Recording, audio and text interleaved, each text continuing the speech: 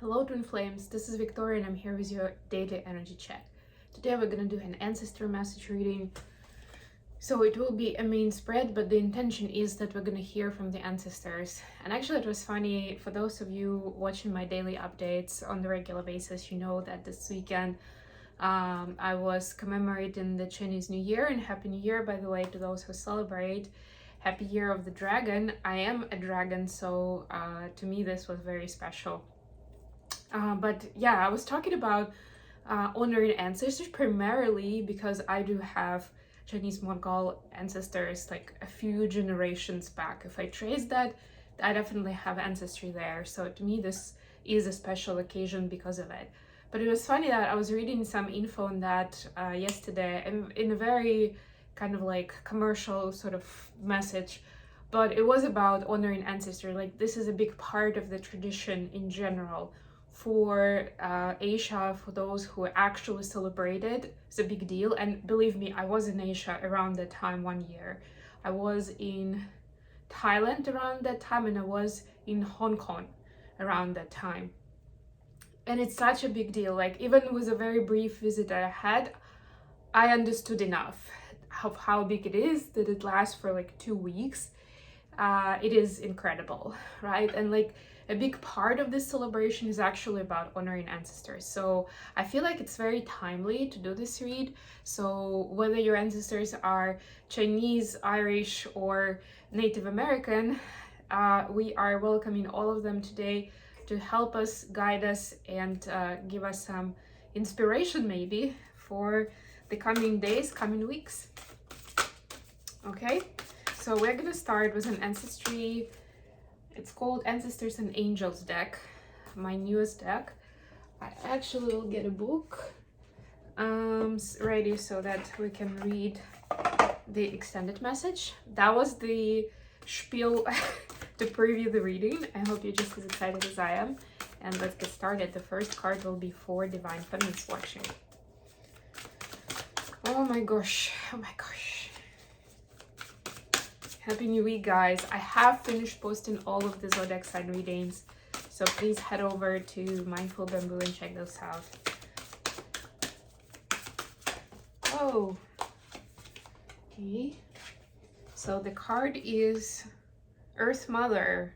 Feel loved and comforted. Wow. Such an Empress energy and such a divine feminine energy. Allow yourself to be cherished. Earth Mother is protecting you with a shield of love and light. And the mother, again, you know, like this whole concept of ancestors, how amazing, how beautiful it is. Earth Mother is the female counterpart to Sky Father. It's auspicious to receive this card because in the eyes of the heart of Earth Mother, you are her child, and she's highly protective of her baby, and she'll give you everything you need to grow and expand.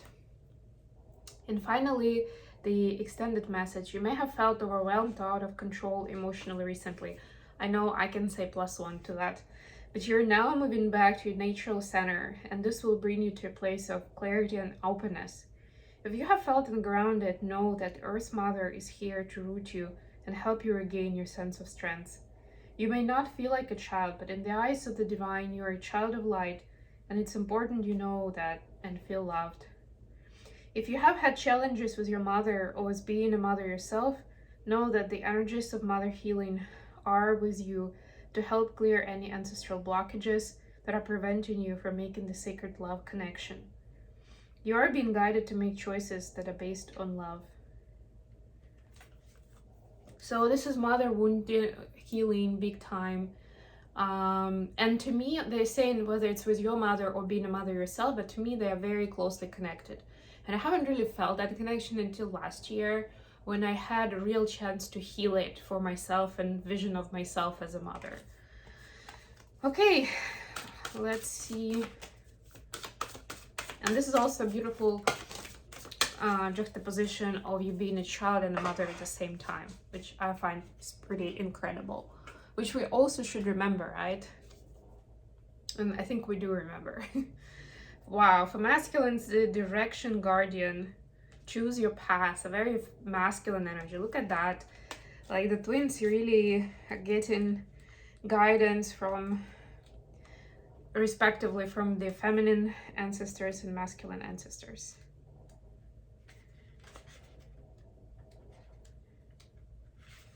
Okay, let me find it. Found it. Connect with your deepest desires, then choose the path that will make your heart and soul sing. The Direction Guardian card represents the angels of direction. These amazing angels are the ones who come to us when we are at the crossroads and don't know which way to go, when we are unsure on what is right for us, or of the bigger picture. They can help us know what is best for all involved.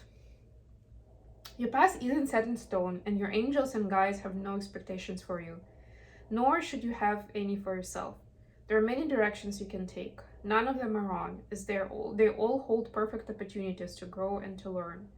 But life is to be enjoyed and savored. So if you know that there is a decision to be made, and particularly if you're feeling indecisive, choose the path you know is going to make you light up, and choose with your heart. Just kind of on the nose as we're talking about light workers and twin flames, but a friendly reminder.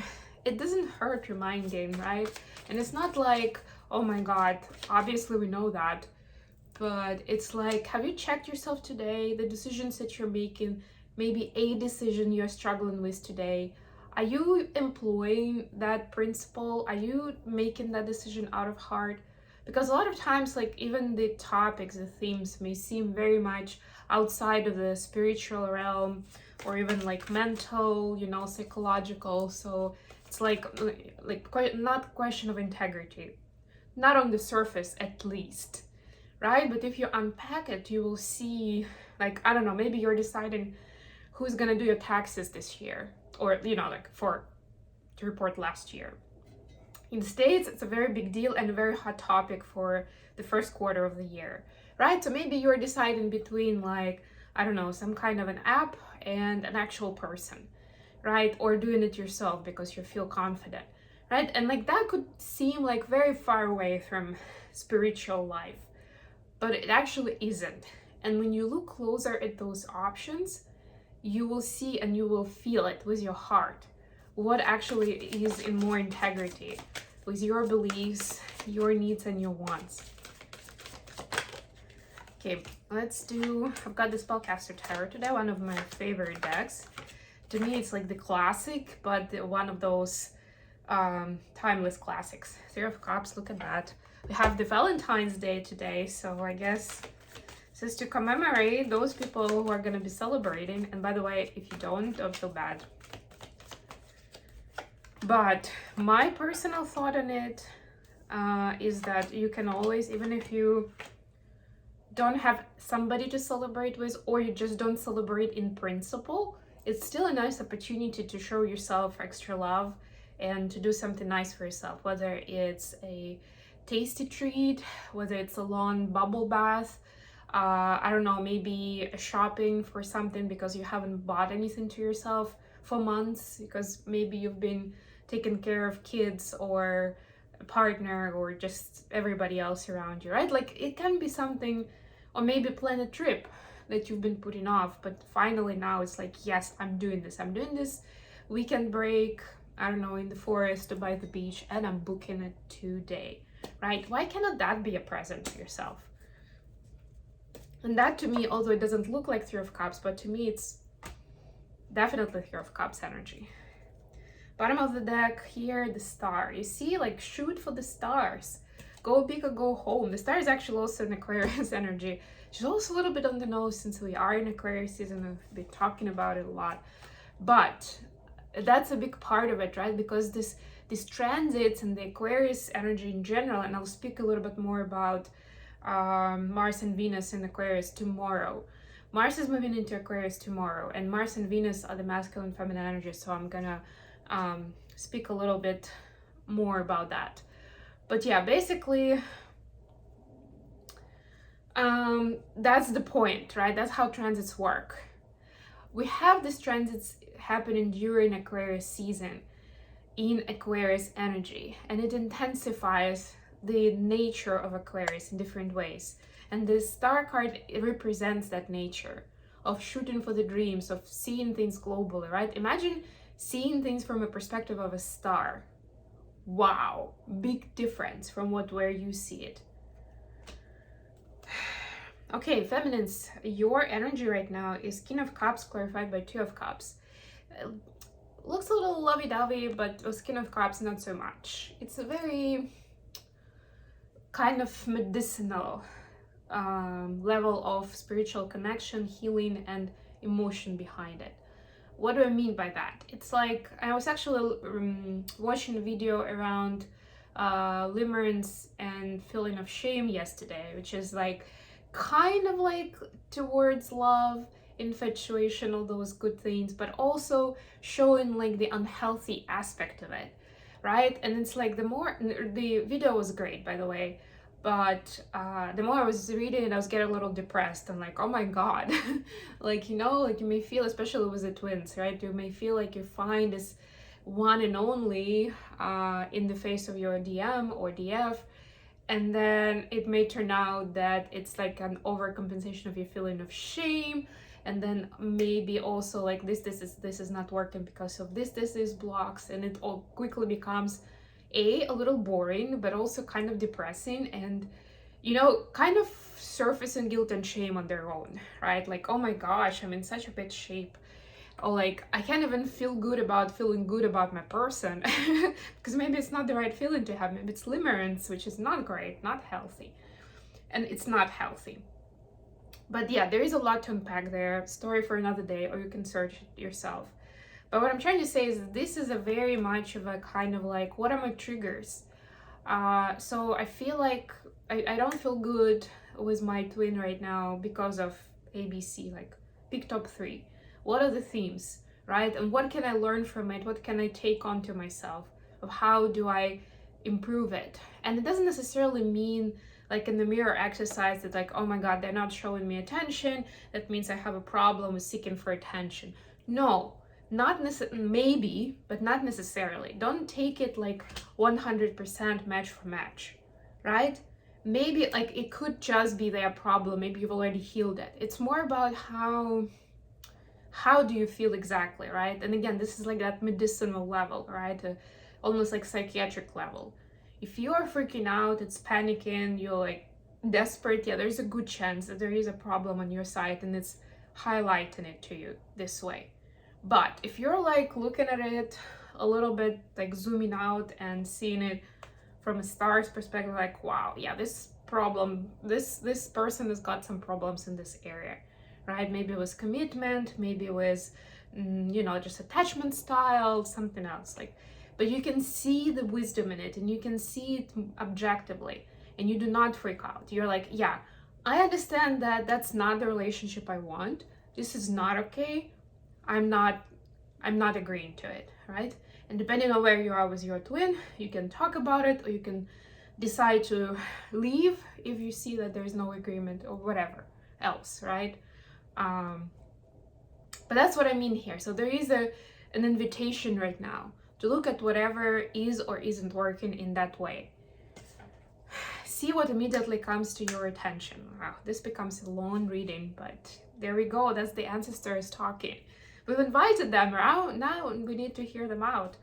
So for some reason, I don't know, it's a little bit of a, could sound like a negative stereotype, but reminds me like, or brings back like a picture of like visiting grandma, or you know, your great grandparents visiting you, and they're like, they talk slowly, they move slowly, they forget things, you need to explain a few times, but you're like being patient because it's like, okay, yep, I'm showing respect to the elderly. And like one day I'm gonna be like that, right? But right now it's a little annoying. But they're taking a while, but it's like us respecting that is the whole part of the communication. Otherwise it's not gonna be as good. And a lot of times they can see it, they can sense it, you know, they understand it. So it's not like we're rolling our eyes and they are oblivious to that. Masculine, so yeah, let's give them time, let's give them space in this conversation.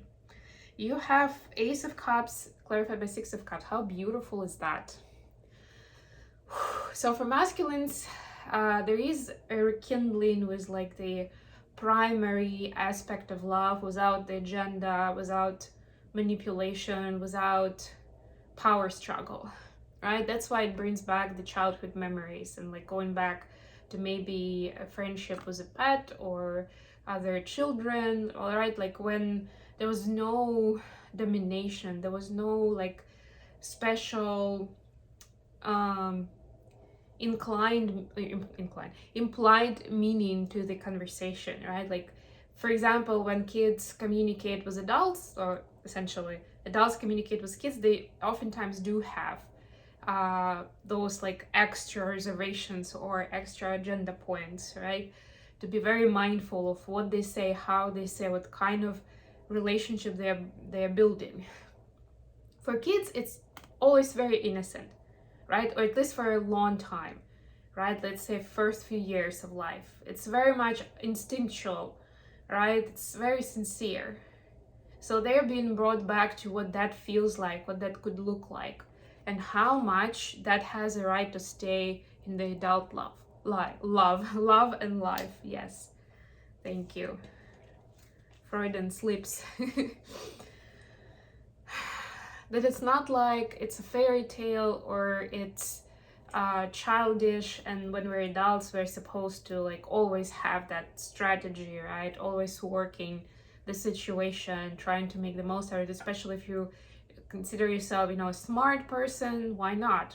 Like I had that flashback to my own DM actually just this weekend, of when I'm like, oh yeah, I mean, he thinks like he's so smart and he's so, and that's the reality. That's like part of how he reflects on the world. And let's be honest, most people are like that, right? Like he's like he thinks he's smarter than most people around him, and he is kind of like the puppeteer. He's driving it. He is deciding what kind of relationship he wants with his people, does he want them to do, all of that. And that includes women 200%. Like meeting new women, right? Like starting a relationship, but like I'm gonna conduct a social experiment here, or I know that I'm gonna say this and this word that they're gonna fall for me and this is gonna be easy for me, you know, like this kind of idea. And this is completely different perception of how that may not be great all the time, and how this other side of love that's vulnerable, that's open, that's yes, risky, dangerous, potential situation of a heartbreak, but how valuable it is in its quality, and how valuable it is to have someone in your life where you can be like that and not have a strategy, not have an agenda, and not play games. And I'm not saying that they don't necessarily play games like to hurt people, you know, not from a malicious intent, but it's just the way of life. It becomes a way of life. It's like I always have to be thinking a few steps ahead, like in a chess game, you know, like have a strategy. You're thinking 5-10 steps ahead. This is like surrendering to not doing it. Extra topic. Gina once clarified by Ace of Swords. Ooh. So twins are receiving wisdom. What are the words of wisdom, like immediate words of wisdom that they're receiving right now? For feminines, wow, the Emperor clarified by 7 of Wands. This is standing in your power, standing in your own right, demanding what's yours, right? That's the wisdom. Not just like catering to everybody around you and making sure they are happy, comfortable, fed, etc., entertained, but catering to your own wants and needs. Prioritizing your own wants and needs, right? Not like, okay, I want A, you want B, so yeah, I guess I can live with the B, so yeah, let's just do B. And maybe you don't even mention to the person that you wanted A, right? This is almost the other way around. You're like, you know what, B is good, I understand why you want it, I want A because X, Y, Z. So let's see how we can make it work so that we both get what we want, or at least that my needs are also met. If we can do A or B, maybe we'll do C, but you know, it's gonna be a compromise. So this is like not just keeping that in mind, but like putting it front and center. This is what's important to me, and I'm standing behind it. And you can agree, you can work with me on it, give me your best proposal, show me your homework, like how do you want to make it work? Or if you don't agree, There you go. There is the exit over there. Goodbye. Have a nice day. That's the Emperor approach. Just saying. For masculines, we have 5 of Wands clarified by 4 of Wands.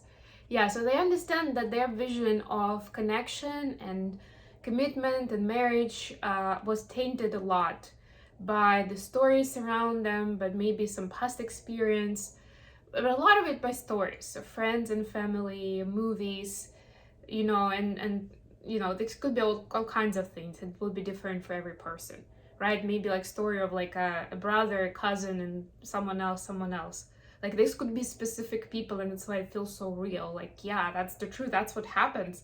That's what happened in all of those scenarios.